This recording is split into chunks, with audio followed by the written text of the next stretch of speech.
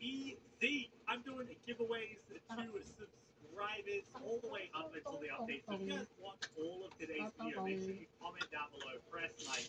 Oy, wag ka nagkokokot ng daliri mo dyan. Your choice, and I will give you the permanent version of that. Before we Itong get to anak ko, actual grinding, let's talk ayun kiss at about hiyahin na naman ang buhay nila. Nakatapos ng naligo. Ayan. Si Kuya Cesar naglalaro na naman ng kanyang favorite na ligo. Or if you want to pay to win a little bit, you can change your race to Nike Robo until you get wrapped. This is a bonus one. It really helps, but it isn't best. The next thing that you're going to want to get, and it'll be the first thing you get, is this black cape that I'm wearing right here. Come over to this tower at Marineford when you have 50 towers. Anong panood dyan, Nak?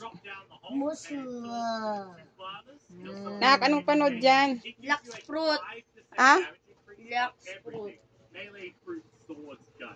Sa Roblox yan. 150k here Lux at the fruit. Pirate Village. You Lux. want Death Step or this is Dark Sa Step. Roblox. I believe you should just do Dark Step until max level. All Ba't yan ang panood nyo? unnecessary and they take long. Ewan ko dyan sa I'd rather have Dark Step kuya ko. mastery when I hit the second C. Huwag mong ginagayang daliri mo, Nak.